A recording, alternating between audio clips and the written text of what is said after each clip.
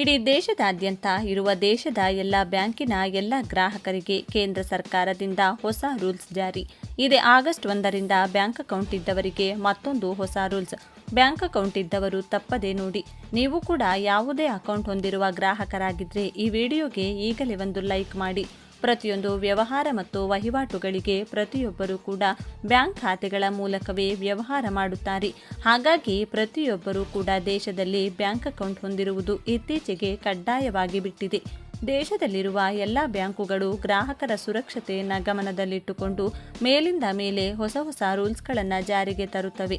ದಿನದಿಂದ ದಿನಕ್ಕೆ ಅಭಿವೃದ್ಧಿಯಾಗುತ್ತಿರುವ ತಂತ್ರಜ್ಞಾನದ ಪ್ರಭಾವದಿಂದಾಗಿ ಗ್ರಾಹಕರು ಕೆಲವೊಂದು ವೇಳೆ ತಮ್ಮ ಖಾತೆಯಲ್ಲಿರುವ ಹಣವನ್ನು ಕೂಡ ಕಳೆದುಕೊಳ್ತಿದ್ದಾರೆ.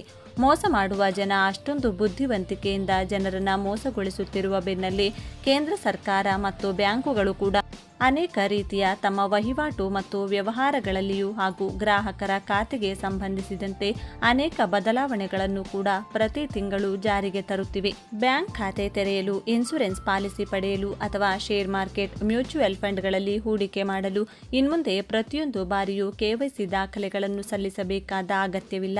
ಆಗಸ್ಟ್ ತಿಂಗಳಿನಿಂದ ದೇಶದಾದ್ಯಂತ KYC ಪ್ರಕ್ರಿಯೆಯಲ್ಲಿ ಪ್ರಮುಖ ಬದಲಾವಣೆಗಳು ಜಾರಿಗೆ ಬರಲಿವೆ.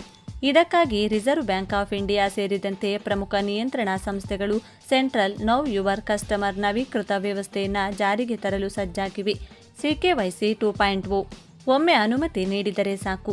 ಈ ಹೊಸ ವ್ಯವಸ್ಥೆ ಜಾರಿಗೆ ಬಂದ ನಂತರ ಗ್ರಾಹಕರು ಪ್ರತಿ ಬಾರಿಯೂ ಆಧಾರ್ ಅಥವಾ ಪ್ಯಾನ್ ಕಾರ್ಡ್ಗಳಂಥ ದಾಖಲೆಗಳನ್ನು ನೀಡುವುದು ತಪ್ಪಲಿದೆ. ಗ್ರಾಹಕರು ಕೇವಲ ಒಮ್ಮೆ ಮಾತ್ರ ಒಪ್ಪಿಗೆ ನೀಡಿದರೆ ಸಾಕು. ಬ್ಯಾಂಕುಗಳು ಮತ್ತು ಹಣಕಾಸು ಸಂಸ್ಥೆಗಳು ಕೇಂದ್ರೀಯ ರಿಜಿಸ್ಟ್ರಿಯಿಂದಲೇ ಅಗತ್ಯ ವಿವರಗಳನ್ನು ಪಡೆದುಕೊಳ್ಳುತ್ತವೆ. ಹಂತ ಹಂತವಾಗಿ ಜಾರಿ. RBI, SEBI ಮತ್ತು IRDAI ಜಂಟಿಯಾಗಿ ಈ ವ್ಯವಸ್ಥೆಯನ್ನು ಅನುಷ್ಠಾನಗೊಳಿಸುತ್ತಿವೆ. ಮೊದಲ ಹಂತದಲ್ಲಿ ಆಗಸ್ಟ್ನಿಂದ ಬ್ಯಾಂಕ್ ಮತ್ತು ವಿಮಾ ಕಂಪನಿಗಳಲ್ಲಿ ಇದು ಜಾರಿಯಾಗಲಿದ್ದು, ಈ ವರ್ಷದ ಅಂತ್ಯದ ವೇಳೆಗೆ ಮ್ಯೂಚುವಲ್ ಫಂಡ್ ಹಾಗೂ ಶೇರ್ ಬ್ರೋಕರೇಜ್ ಸಂಸ್ಥೆಗಳಿಗೂ ವಿಸ್ತರಣೆಯಾಗಲಿದೆ. 120 ಕೋಟಿ ದಾಖಲೆಗಳು ಹಾಗೂ ಹೆಚ್ಚಿನ ಸುರಕ್ಷತೆ. ಪ್ರಸ್ತುತ ದೇಶದ ಕೇಂದ್ರೀಯ KYC ರಿಜಿಸ್ಟ್ರಿಯಲ್ಲಿ ಸುಮಾರು 120 ಕೋಟಿ ರೆಕಾರ್ಡ್ಗಳು ಲಭ್ಯವಿವೆ. ಆದರೆ ಇವುಗಳಲ್ಲಿ ಕೆಲವು ನಕಲಿ ದಾಖಲೆಗಳು ಮತ್ತು ಅಪೂರ್ಣ ಮಾಹಿತಿಗಳಿರುವುದು ಕಳವಳಕ್ಕೆ ಕಾರಣವಾಗಿತ್ತು. ನೂತನ CKYC 2.0 ಈ ಎಲ್ಲ ಲೋಪಗಳನ್ನು ಸರಿಪಡಿಸಲಿದೆ. Confidence store.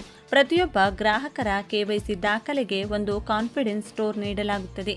ಇದರಿಂದ ಆ ಮಾಹಿತಿ ಎಷ್ಟು ನಂಬಿಕಾರ್ಹವಾಗಿದೆ ಮತ್ತು ಅದನ್ನು ಯಾವ ಹಣಕಾಸು ಸಂಸ್ಥೆ ಪರಿಶೀಲಿಸಿದೆ ಎಂಬುದು ಸ್ಪಷ್ಟವಾಗುತ್ತದೆ. OTP ಆಧಾರಿತ ಅನುಮತಿ. ನಿಮ್ಮ ಮಾಹಿತಿಯನ್ನು ಯಾವುದೇ ಸಂಸ್ಥೆ ಬಳಸಿಕೊಳ್ಳಬೇಕಾದರೆ ನಿಮ್ಮ ಮೊಬೈಲ್ಗೆ ಬರುವ OTP ಮೂಲಕ ನಿಮ್ಮ ಅನುಮತಿ ಪಡೆಯುವುದು ಕಡ್ಡಾಯ. ಈ ಅಪ್ಗ್ರೇಡ್ ವ್ಯವಸ್ಥೆಯು ಗ್ರಾಹಕರಿಗೆ ಸುಲಭ ಸೇವೆ ಒದಗಿಸುವುದರ ಜೊತೆಗೆ ನಕಲಿ ದಾಖಲೆಗಳ ಬಳಕೆ ಮತ್ತು ಹಣಕಾಸಿನ ವಂಚನೆಗಳನ್ನು ತಡೆಯಲು ಸಹಕಾರಿಯಾಗಲಿದೆ.